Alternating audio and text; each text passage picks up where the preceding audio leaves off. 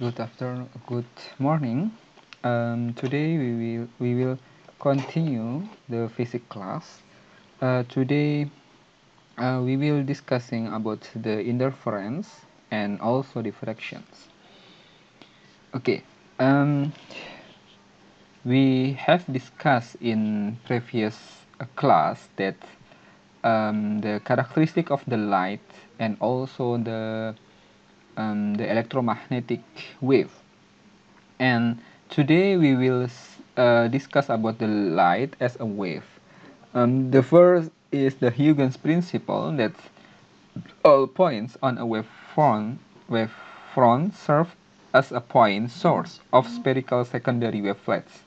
We can see in figure 35.2 that if we have a source, like this is the source of the wave, and this is the source of the wave, and then every source of wave will generate the secondary wavelet. So this is the first wavelet that, or the wavefront at t is 0, and then if it moves to d, this is the distance between the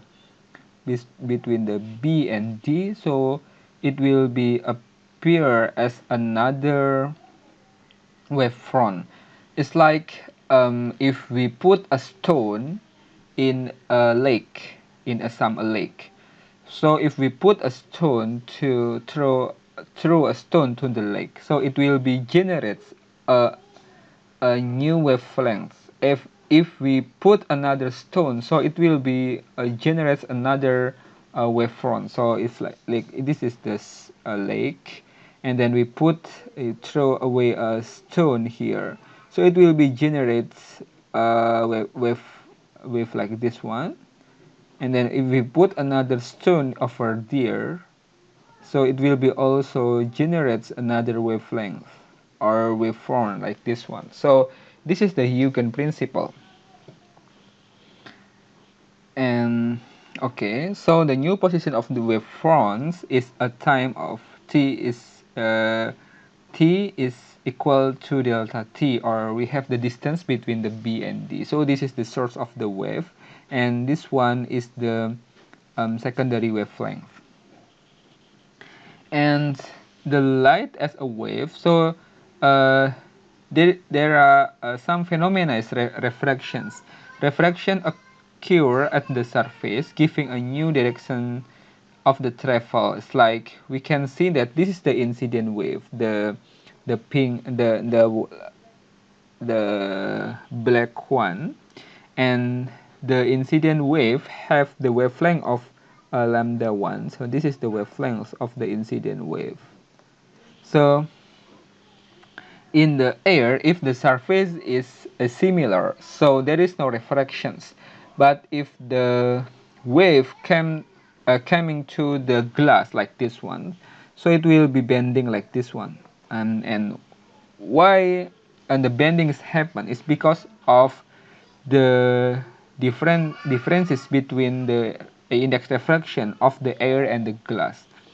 So as we can see that this is the refracted wave, and then we can see that the wavelength in the different surface, like in the air and glass, is different. So this is the lambda 2, this is the wavelength in glass, and lambda 1 is the wavelength in the air.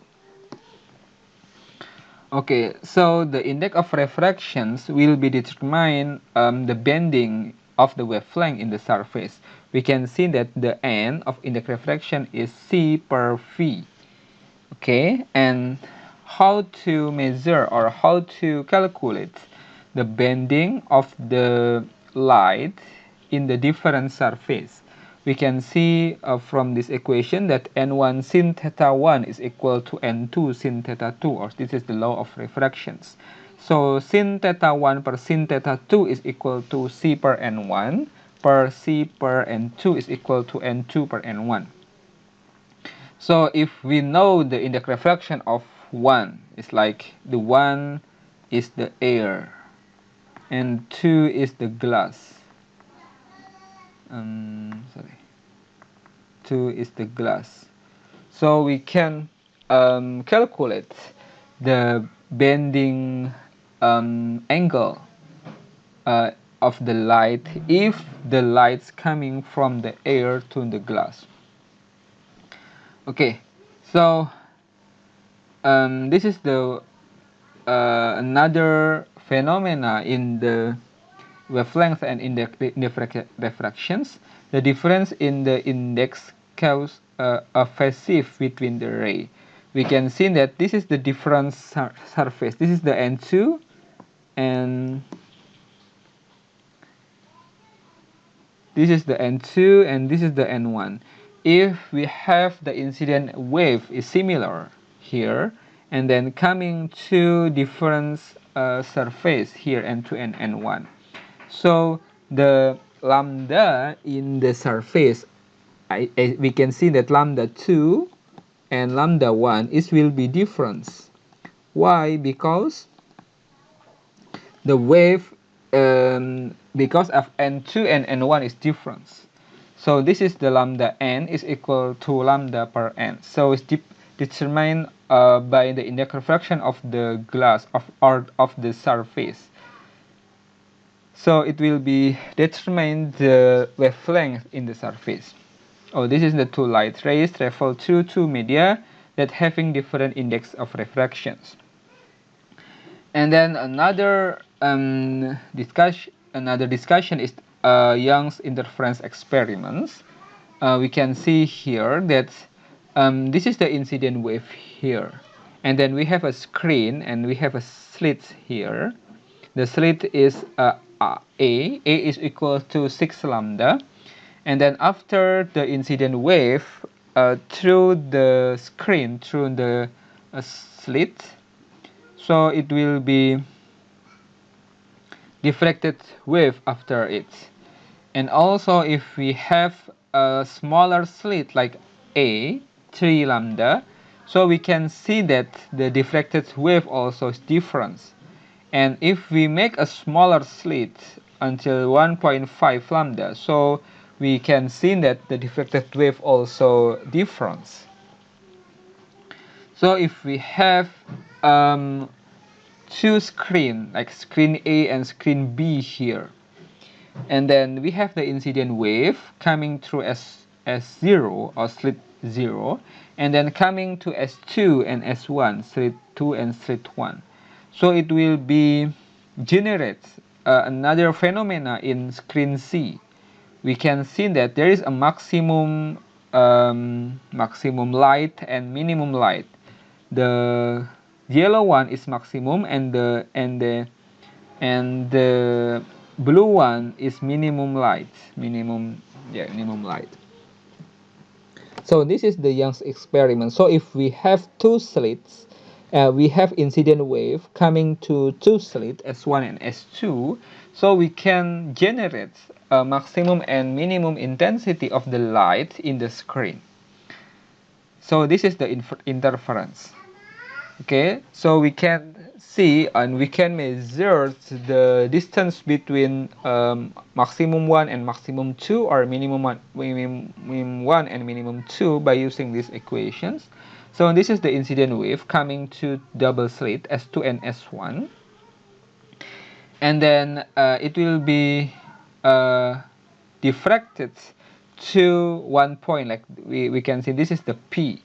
So from S2 to P the distance is R2, and from S1 to P the distance is R1.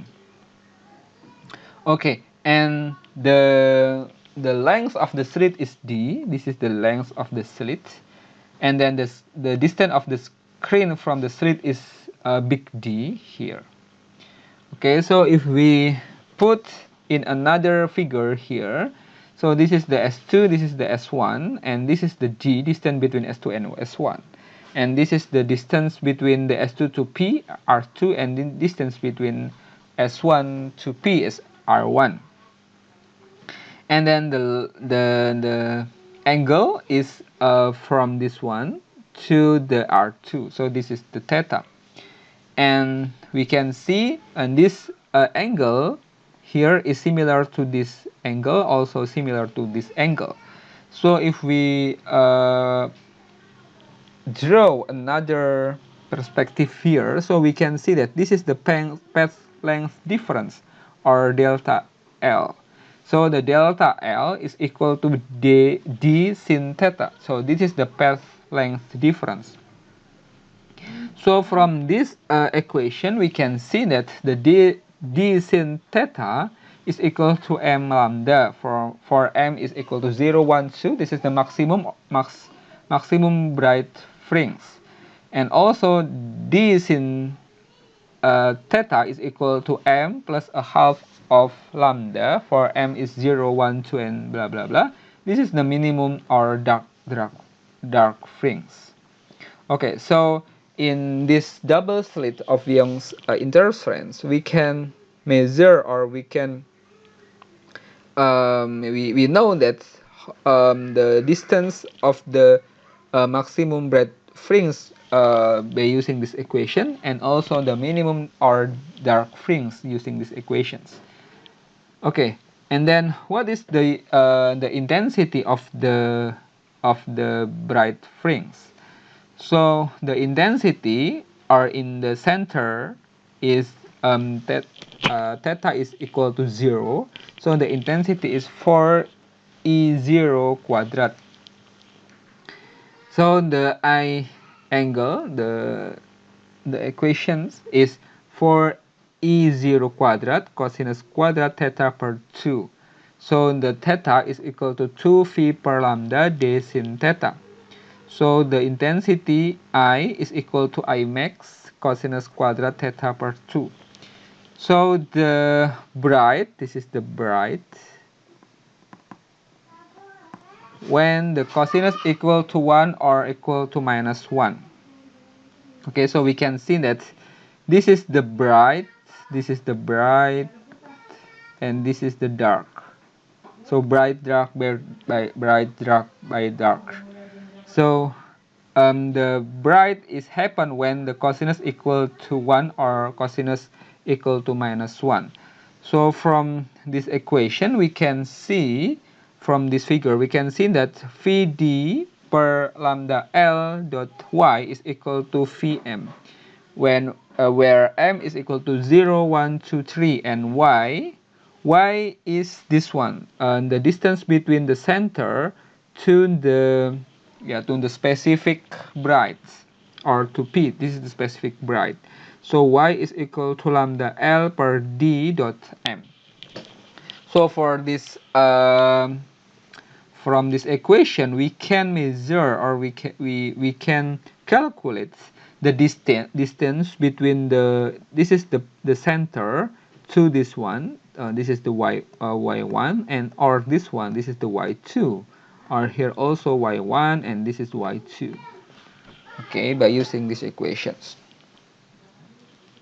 Okay, another is thin film interference. So if we have the thin film, and then and then we can measure the maximum or bright film in the air, and also minimum is dark film in the air by using these equations. This is the film, and then this is the air. The film have the length of t.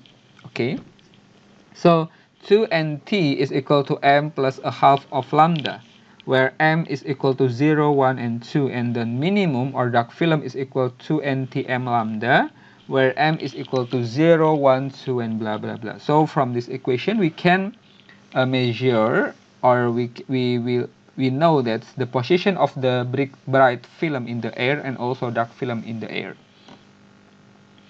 And then the Young interference have a 2 or double slits.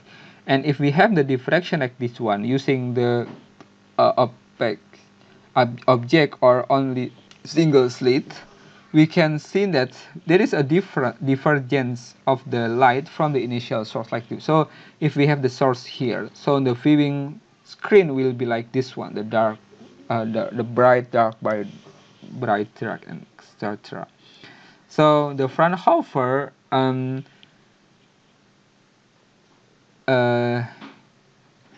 put this phenomena, and then they make a big experiment. So like this one, this is the incoming wave, and then this is the slit, only the single slit, and this is the viewing screen. So in the viewing screen we can see like this one.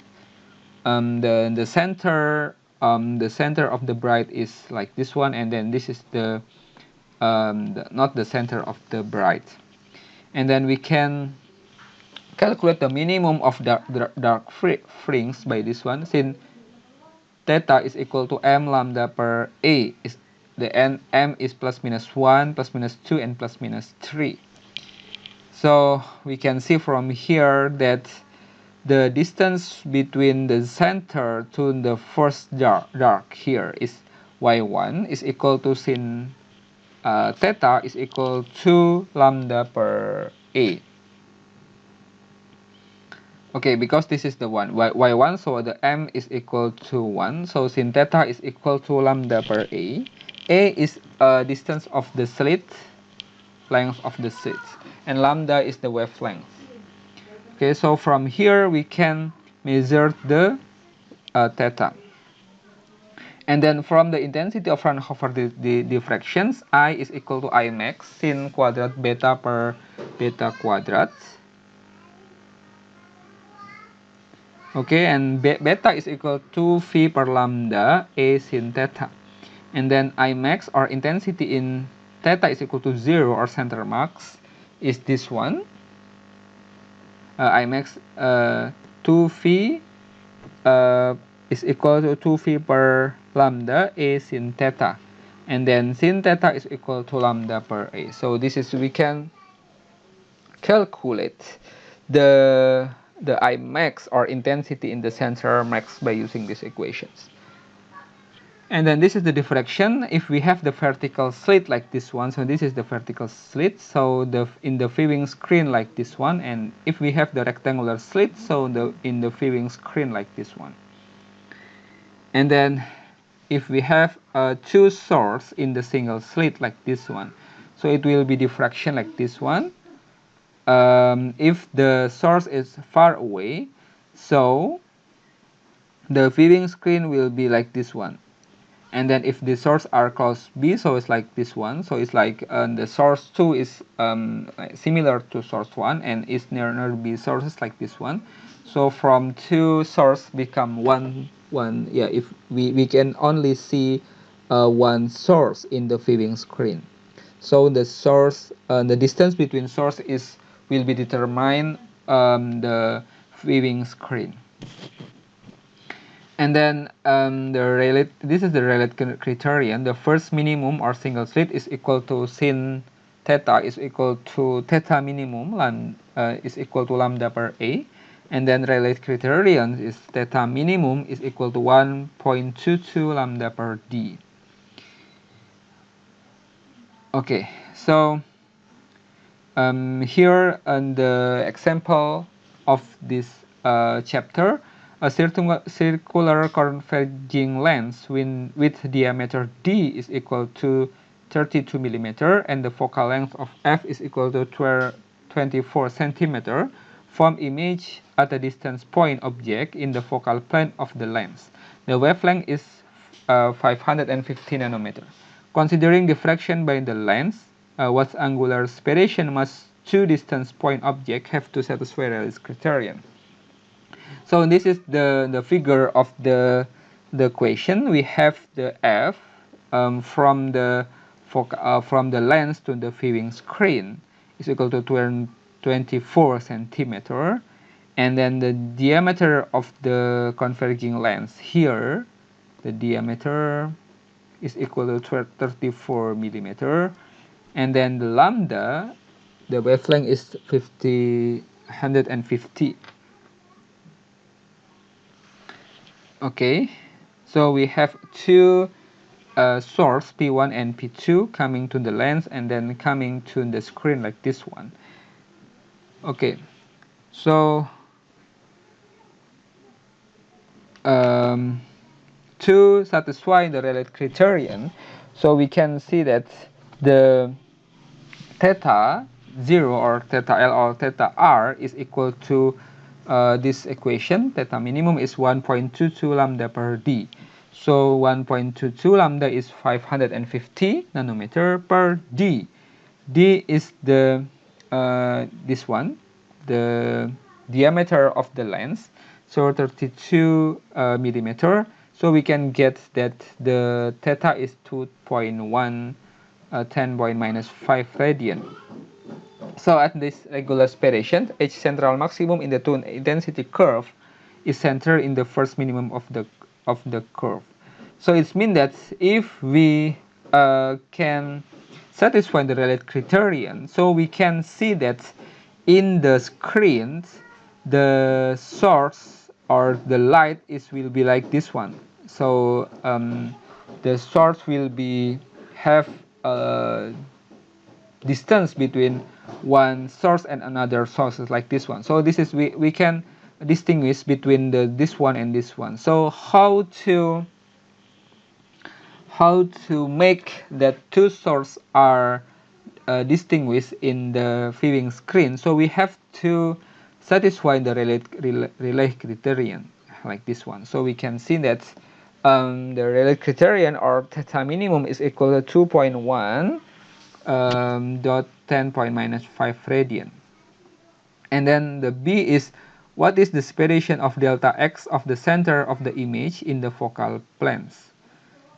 So from either triangle between the lens and the screen here in figure 36.14, we can see that tangen theta L per 2 is equal to this one, is equal to delta x per 2f.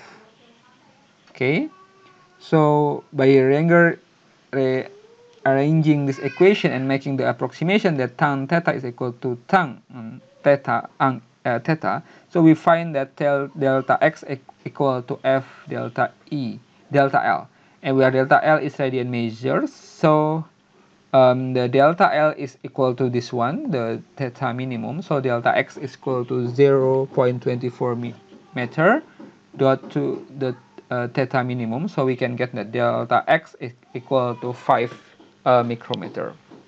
So this is the solution of this example. Okay, I think this is enough for the diffractions and interference. Good afternoon. Okay, bye bye.